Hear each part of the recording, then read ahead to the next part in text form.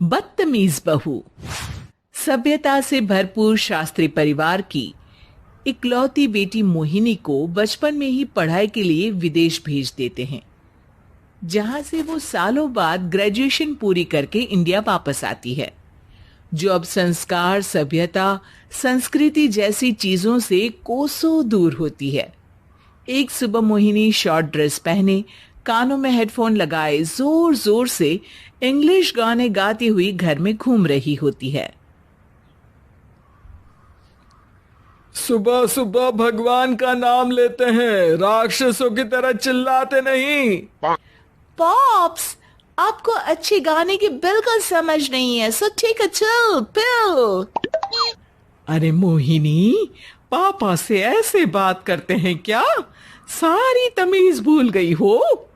Oh mom please, इतनी बड़ी भी कोई बात नहीं हुई, सो डोंट ओवर रिएक्ट। ऐसे ही दिन बीतते हैं जिसमें मोहिनी के तौर तरीके, रहने और बात करने का ढंग उसकी मम्मी पापा को परेशान करने लगता है। भला कोई मानेगा कि ये मेरी बेटी है? रीति रिवाज और संस्कारों से तो इसका दूर दूर तक कोई नाता नहीं, और अब तो लगता भी नहीं कि कभी होगा। अरे ऐसे कैसे नहीं होगा? लड़कियां सारे नखरे अपने माँ बाप को ही दिखाती है। ससुराल जाकर उन्हें सब कुछ करना भी पड़ता है और मानना भी। पत्नी की बात शास्त्री जी समझ जाते हैं और कुछ ही दिनों में अपने से भी ज्यादा धार्मिक परिवार में निखिल के साथ मोहिनी का रिश्ता पक्का कर देते हैं। रिश्ता तो पक्का कर दिया, पर यहाँ मोहिनी को कैसे मनाएंगे?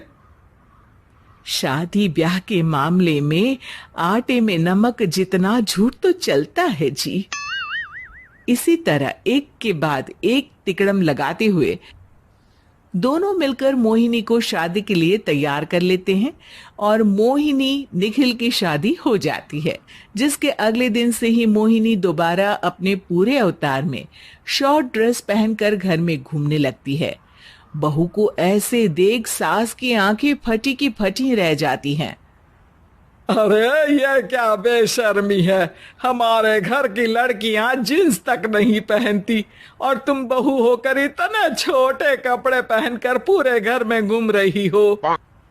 सीरियसली मॉम, प्लीज आप अपनी इस 80 के दशक वाली सोच में मुझे इंक्लूड मत करो। हाय तौबा, एक तो बेशर्मी दिखाती है, ऊपर से सास के साथ जुबान भी लड़ाती है। अरे जल्दी कपड़े बदल कर आ, घर की पहली आरती तुम्हें ही करनी है।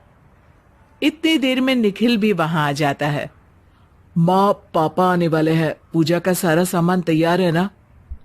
ये पूजा हमेशा मेरे बॉयफ्रेंड्स के पीछे पड़ी रहती थी और अब हस्बैंड के पीछे भी आ गई। मोहिनी की बातें सुन सास तो अपना सिर पकड़ लेती है, लेकिन निखिल किसी न किसी तरह उसे पूजा के लिए कन्विंस करके कपड़े चेंज करने के लिए भेज देता है, जिस पर पूजा खत्म होने के बाद वो एक बार फिर अपनी शॉर्ट ड्रेस में आ जाती है। बहू, ये क्या तरीका है? संस्कार नाम की कोई चीज है या नहीं? नहीं ससुर जी, संस्कार मेरा दूसरा बॉयफ्रेंड था, अब तो मेरा उससे कोई कांटेक्ट नहीं है। मोहिनी का जवाब सुन के ससुर तो भगवान नाम जपते वहां से चले जाते हैं, लेकिन सास बहू के बीच कहा सुनी फिर शुरू हो जाती है, जिसे इग्नोर करते हुए मोहिनी घर से बाहर चली जाती है और देर रात घर वापस आती है। मोहिनी, मैं जानता हूं कि तुम विदेश में रही हो और तुम्हें वहीं की आदत है, पर यहाँ चीजें कुछ अलग है। अगर तुम उस हिसाब से कुछ एडजस्ट कर लो तो सबके लिए सही हो जाएगा। I am not in a lecture mood. Good night. अगली सुबह मोहिनी देर से उठकर एक बार फिर उसी तरह सबके सामने आती है, जिस पर उसकी सास कुछ बोले उससे पहले ही मोहिनी की दोस्त मोनिका और रेचल वहां आ जाती हैं। Oh hi darling, how are you? OMG, we missed you so much. I missed you too, darling. Ram Ram, इन्होंने तो तुमसे भी छोटे कपड़े पहने हैं। अरे तुम लोगों के अंदर कोई शर्म लिहाज बाकी भी है या सब बेच खाई? मोहिनी, तुम्हारी मेड कुछ ज्यादा नहीं बोलती? इस पर मोहिनी की दोस्त उसकी सास का मजाक बनाने लगती है, जिसे सुन निखिल उन्हें जवाब देते हुए कड़वे शब्द सुना देता है और वो सुन के वो दोनों तो मुंह बनाए वहां से चली जाती है, लेकिन गुस्से से लाल मोहिनी वहीं खड़ी निखिल को घूरती रहती है। घूर क्या रही हो? तुमसे शादी की ये सोचकर कि विदेश में पढ़ी लिखी हो, घर में कोई पॉजिटिव चेंज लाओगी, अपनी करियर के लिए एम्बिशियस होगी, पर अपने इस बिहेवियर से उस पढ़ाई के साथ साथ अपने मम्मी पापा के नाम को भी डुबो रही हो। अगर तुम्हें ऐसे ही हाल रखने हैं तो यहां रहने की कोई जरूरत नहीं है। निखिल की बातें सुनकर मोहिनी रोते हुए घर छोड़कर अपनी मम्मी पापा के पास वापस आ जाती है। ससुराल में सब कुछ ठीक तो है? वो अपने आप को समझते क्या है? मोहिनी पर चिल्ला रहे?